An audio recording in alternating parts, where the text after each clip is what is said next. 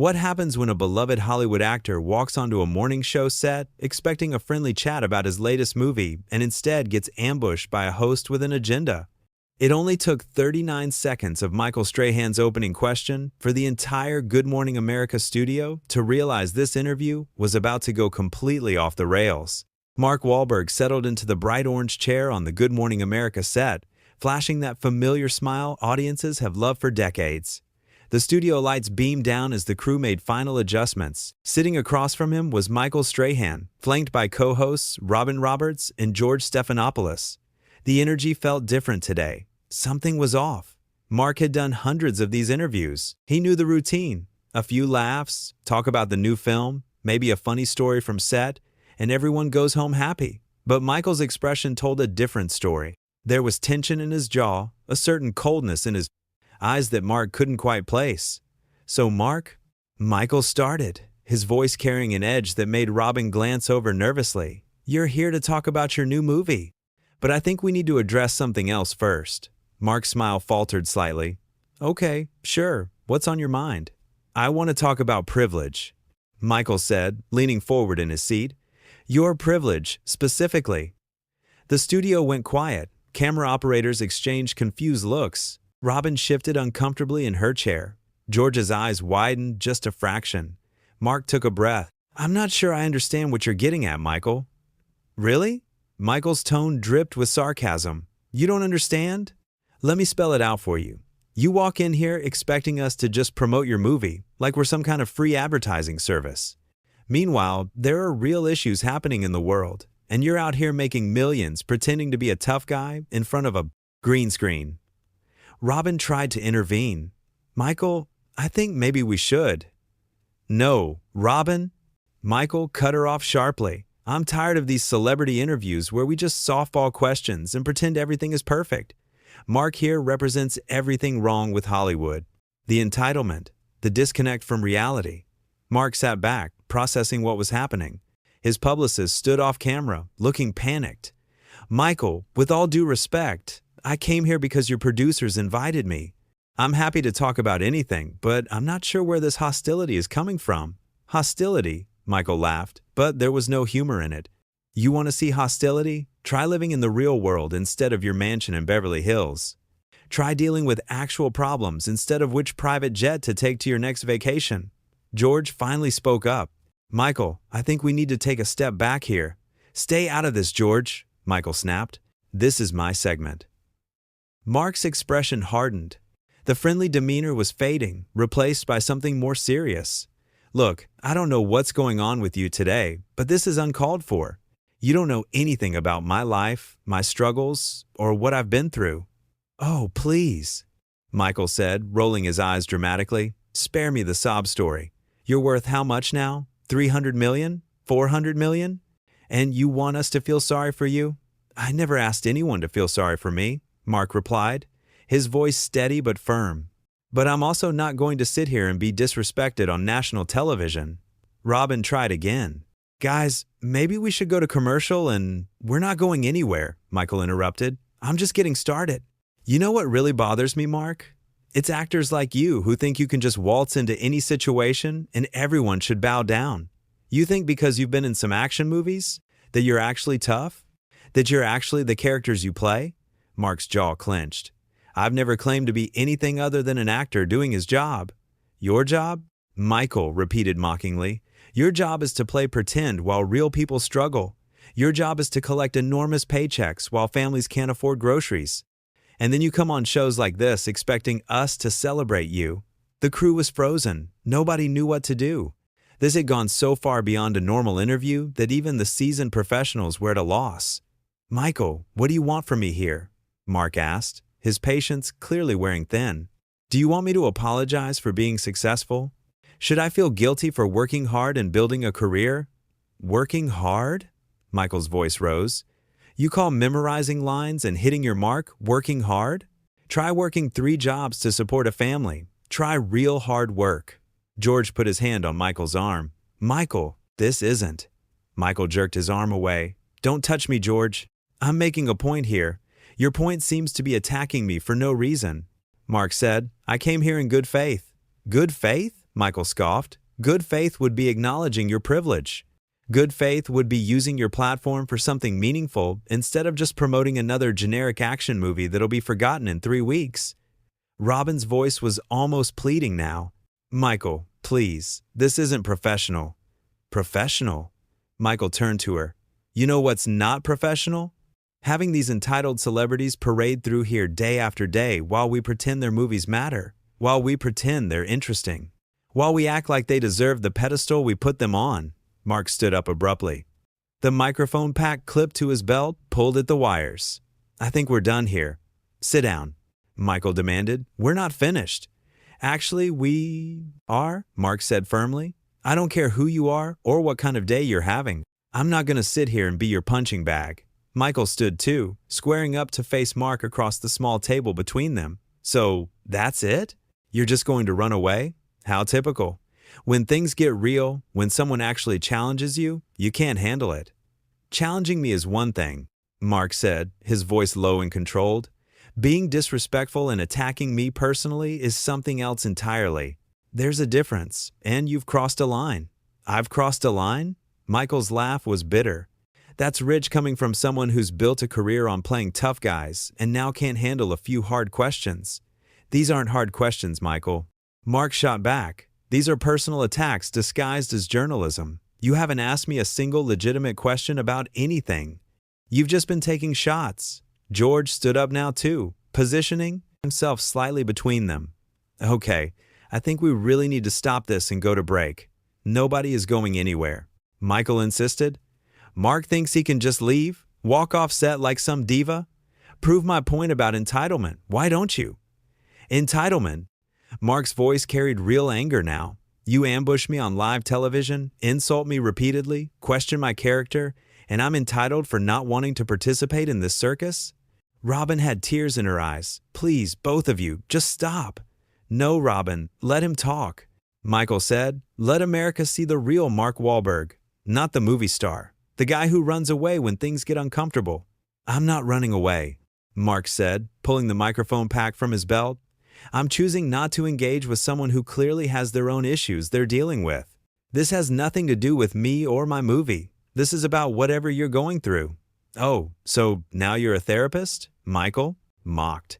Add that to your resume along with rapper, actor, and professional privilege denier. Mark placed the microphone pack on his chair carefully. I hope you figure out whatever's bothering you, Michael. I really do, but I'm not going to be part of this anymore. That's right, walk away. Michael called after him as Mark started moving toward the edge of the set.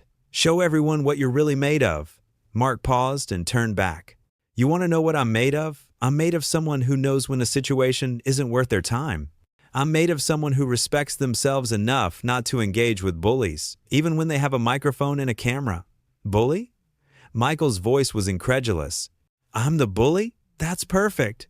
The millionaire actor is the victim here. I never said I was a victim, Mark replied calmly, but I am someone who deserves basic respect, just like anyone else. Money doesn't mean you get to treat me like garbage. George was frantically signaling to the control room. The director was screaming into headsets.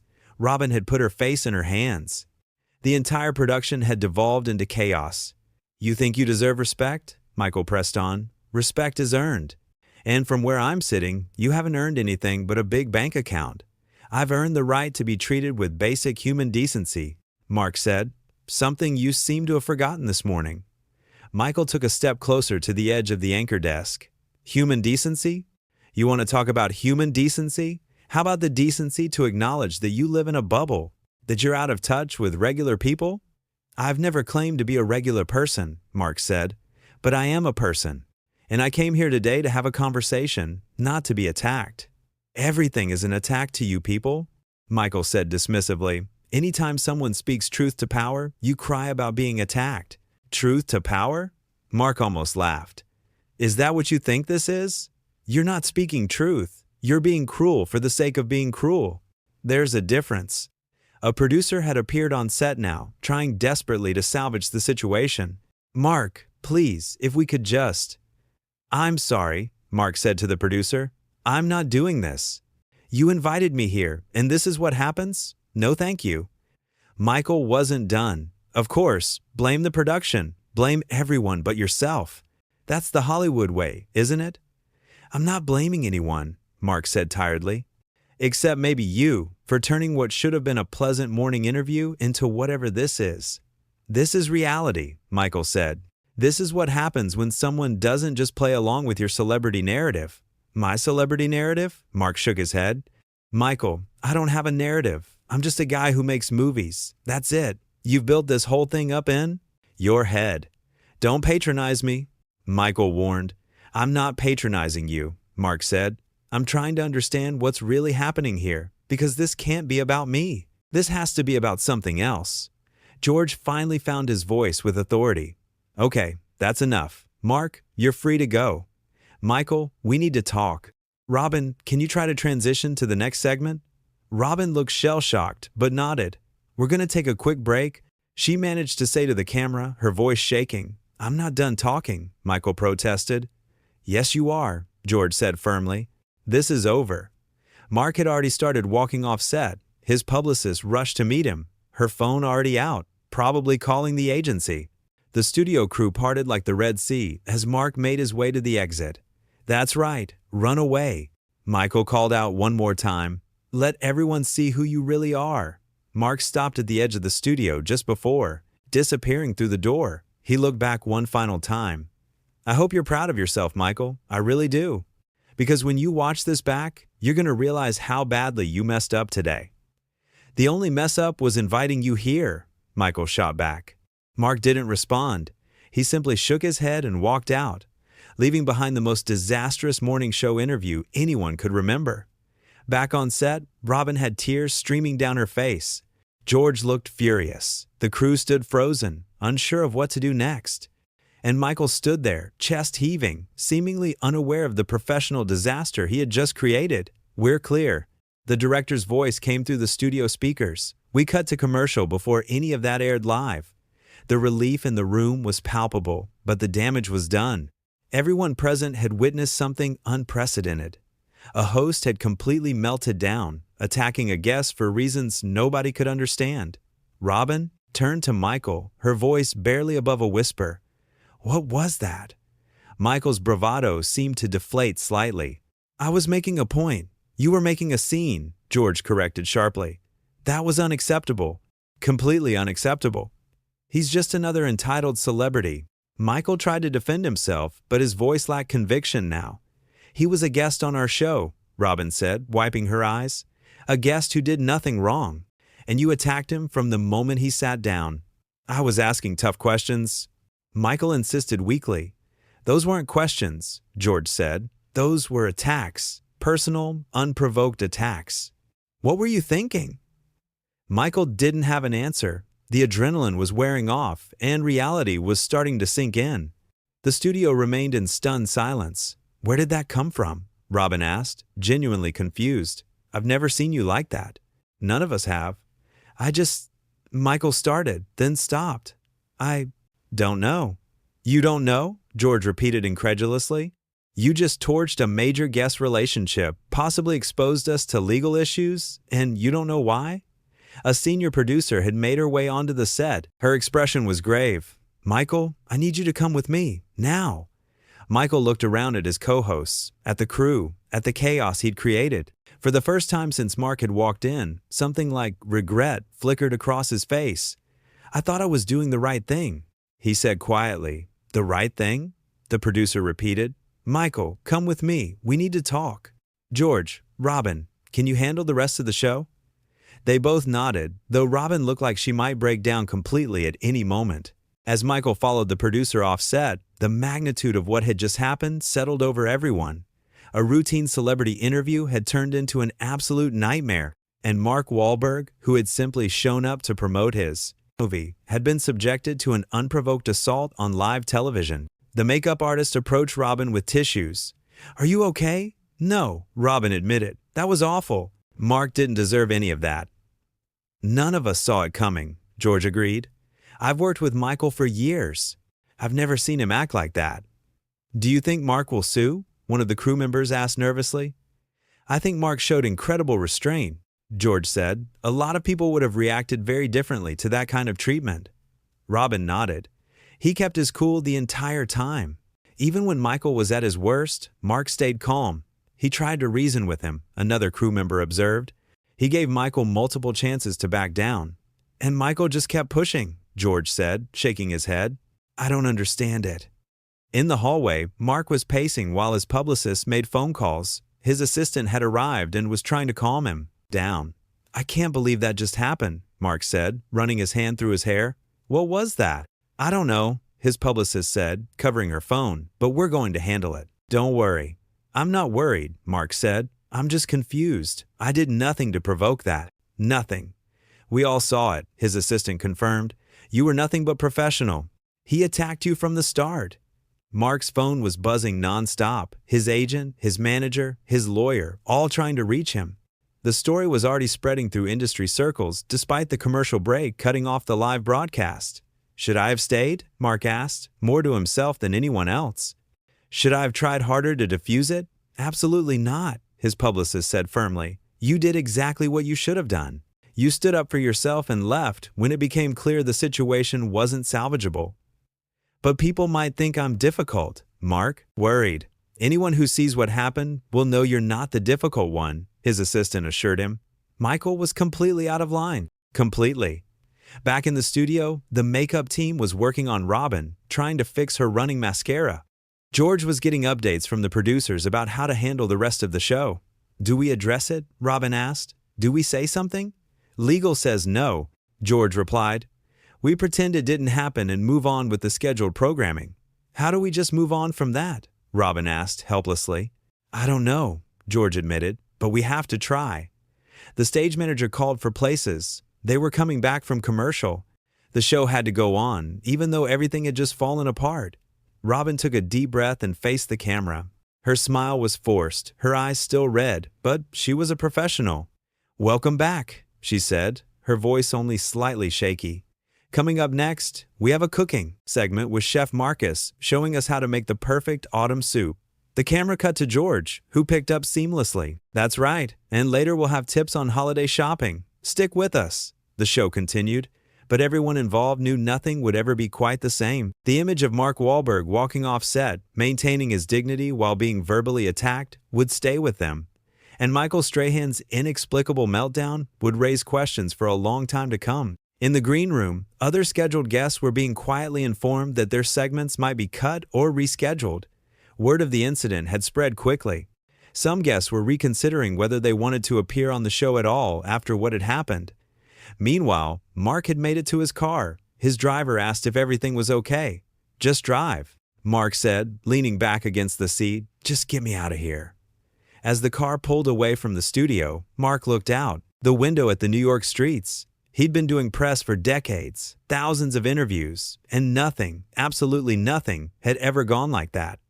He thought about Michael's words, the accusations of privilege and entitlement, the personal attacks, the refusal to listen or engage in actual dialogue. It had been like talking to a wall, except the wall was actively hostile. His phone rang, his agent. Mark, are you okay? The agent asked immediately. Yeah, I'm fine, Mark said, just processing. The studio has already reached out, the agent continued. They want to apologize. They're mortified.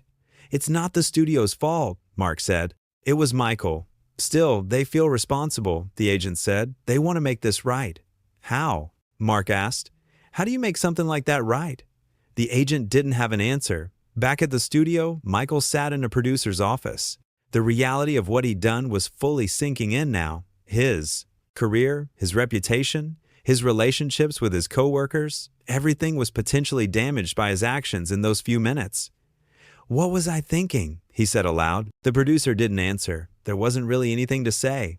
On set, the show limped through the rest of its run. Robin and George did their best, but the energy was off. The crew knew it. The remaining guests could sense it. Something fundamental had broken that morning, and nobody knew if it could be fixed. When the show finally ended, Robin immediately left the set. George stayed behind, talking with producers about damage control. The crew began breaking down equipment in silence. In the makeup room, the artists packed up their supplies. Usually there was chatter and laughter. Today, there was nothing but heavy silence. I feel bad for Mark, one of them finally said. He seemed like such a nice guy. He was nice, another confirmed, polite to everyone, tipped well. And then Michael just went after him. Why though? Someone asked. What did Mark ever do to him? Nobody had an answer. That was the question everyone was asking. What had triggered Michael's bizarre behavior? There had been no warning signs, no previous issues between them, nothing that would explain the explosion of hostility. Mark's car crossed the bridge, taking him away from Manhattan. His assistant was already rescheduling the rest of his press day. The other shows would have to happen without the Good Morning America appearance as a lead-in. Do you want to put out a statement? His publicist asked. Not yet, Mark said. Let's see what they do first. Smart, she agreed. Take the high road. I'm not trying to take any road, Mark said. I just want to understand what happened. But understanding wasn't coming. Not for Mark, not for his team, not for anyone who had witnessed the disaster. It was one of those moments that defied explanation, where someone's behavior was so out of character and so extreme that no narrative could make sense of it. The only thing that was clear was that Mark Wahlberg had walked into a morning show expecting a friendly interview and instead became the target of an unprecedented on-air attack. And through it all, he had kept his composure, maintained his dignity, and removed himself from a toxic situation with grace. Michael, on the other hand, had revealed something ugly. Whether it was personal demons, professional jealousy, a mental health crisis, or something else entirely, he had crossed lines that couldn't be uncrossed. He had attacked a guest who had done nothing wrong, refused to listen to reason, and created one of the most uncomfortable moments in morning television history. As the day wore on, both men would have to reckon with what had happened in that studio. Mark would have to process being ambushed and attacked.